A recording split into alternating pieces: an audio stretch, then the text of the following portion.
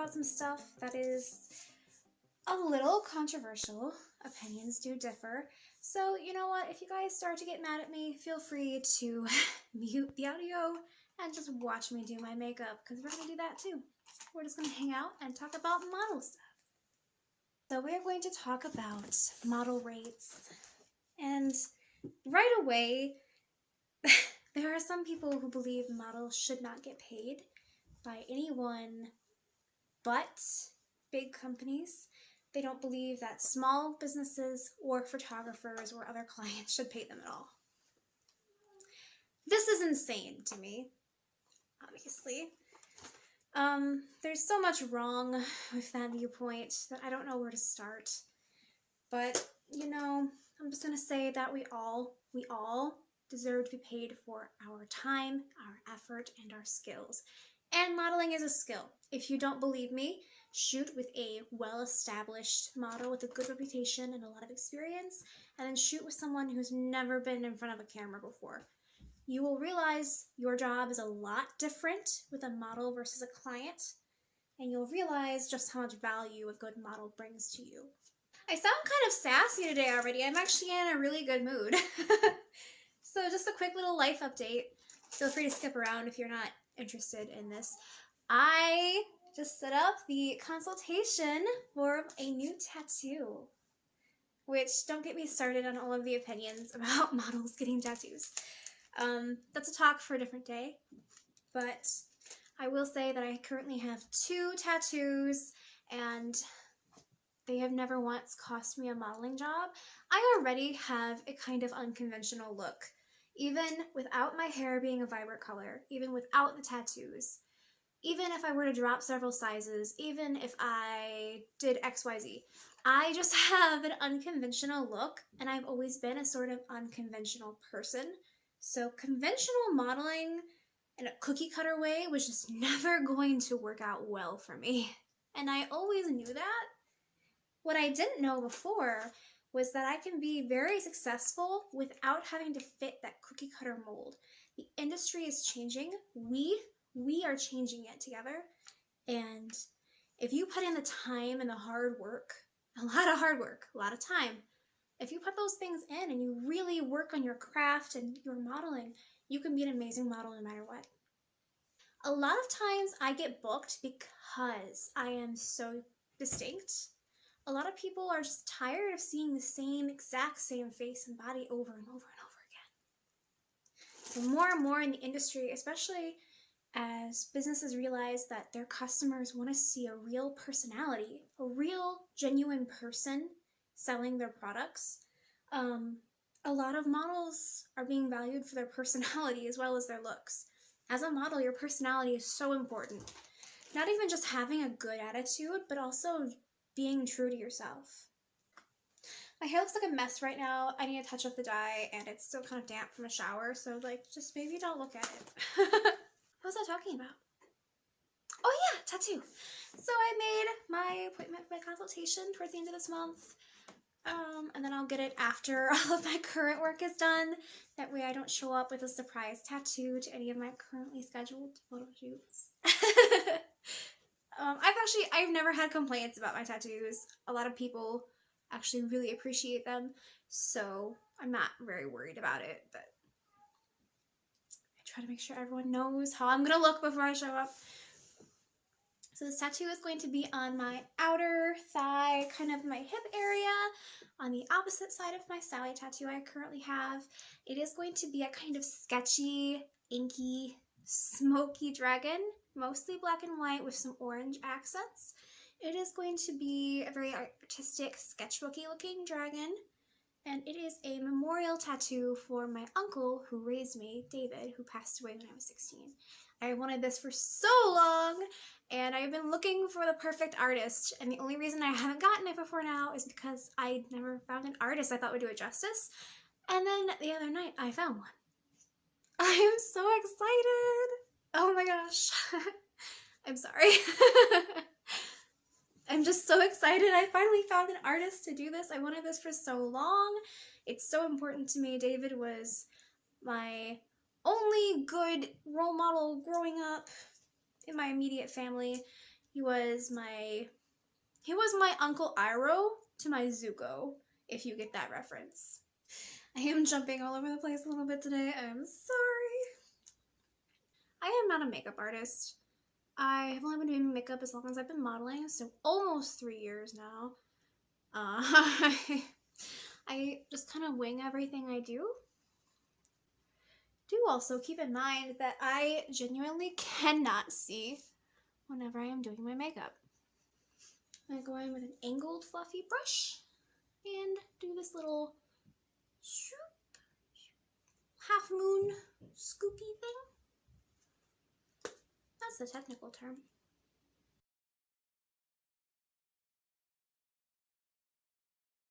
Whenever I first started charging modeling rates, the best advice I was given was to remember that if people were asking me to model for them, I was worth paying.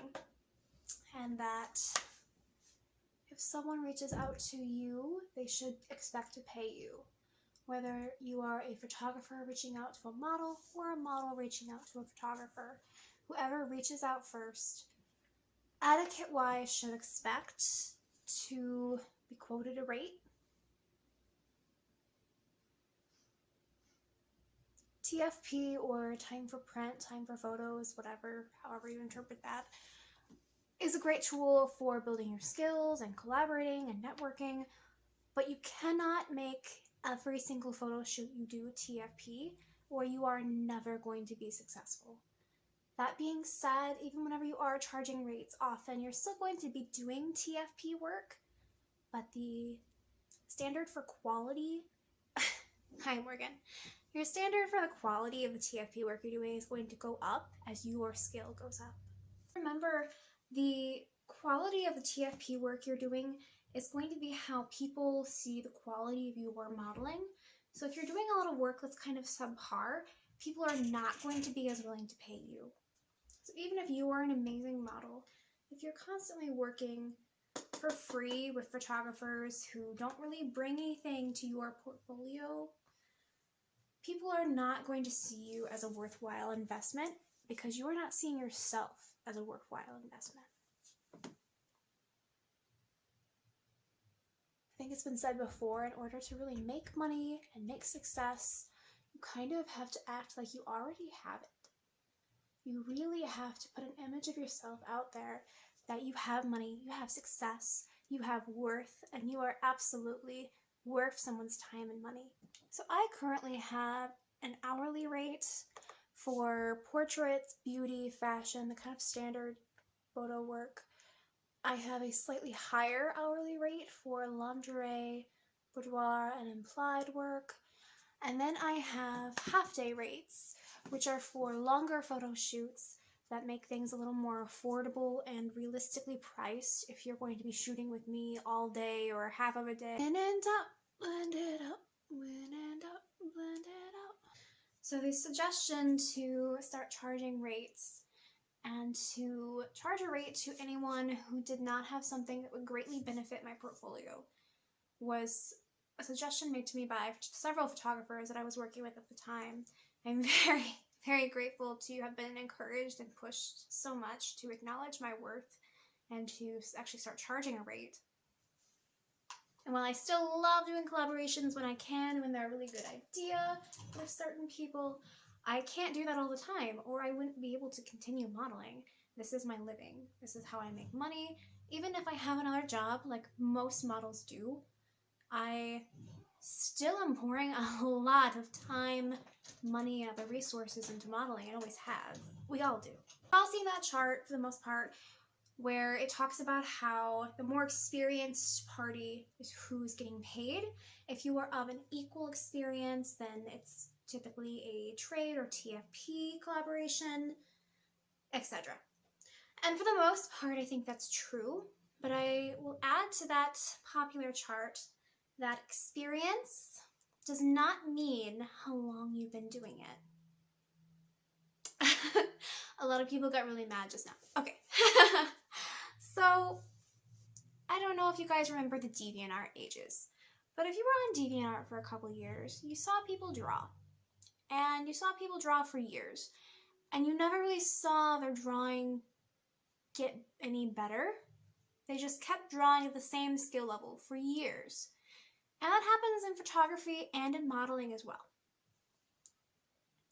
So just because you have been modeling or shooting photography for 10 plus years does not necessarily mean that you have been actively learning and building your skills all of those 10 years. And it's hard. Sometimes we hit plateaus. Sometimes we have moments where our growth just isn't as fast, and that's okay. Nothing is ever going to be just a constant upstream of growth. But you have to take that into consideration whenever you are analyzing who pays who and who you're going to be shooting trade with. Just because someone has been in the business for decades does not mean that they're going to benefit you or your portfolio. And it does not mean that they should get paid over someone who has maybe less experience, but has applied that experience better. I have really never had anyone complain about my rates. I've had people very politely tell me that I was outside of their budget, but they completely understood why I charge what I do, and they had no problems coming back to me later, and some of them did. So just keep that in mind. Not all money is good money, and if someone is trying to undercut your rates, they might not be your client. They might be a client for someone else. You want to make sure that you are booking with people who respect you, who respect your time, your effort, and your skills, and you don't want to have to lower yourself to meet them. That being said, make sure if you are charging to model that you are showing up and being worth what your rates are. I say that lovingly. I know most of us worry constantly that we're not worth what we're charging, and we don't really need to worry as much as we do. But make sure that you can pose yourself, that you come ready to work, that you have a good work ethic and a good attitude. Make sure that you really know your craft before you start calling yourself a professional model and offering professional modeling services. And I would say the same to photographers. If you're going to offer your services as a professional photographer, you need to be a professional photographer and act like it. I can't really see, so I hope this looks good. I don't know. A lot of times I'll think it looks good when I'm recording, and then I'll see the video later on Silas's high def TV screen.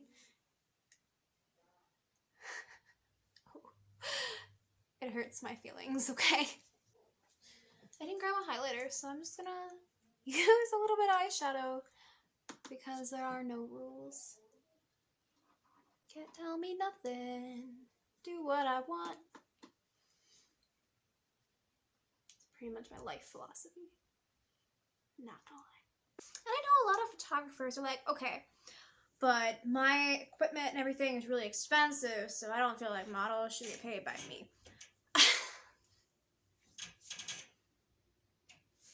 Stop it.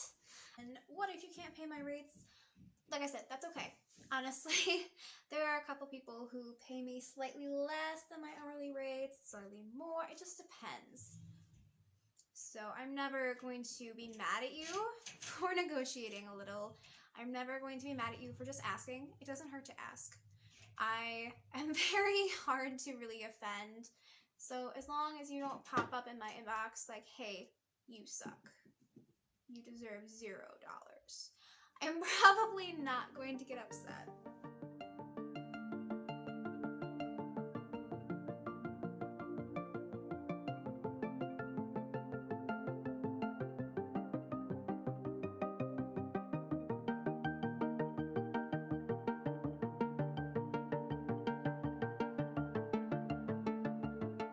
So I hope this cleared up some stuff for you.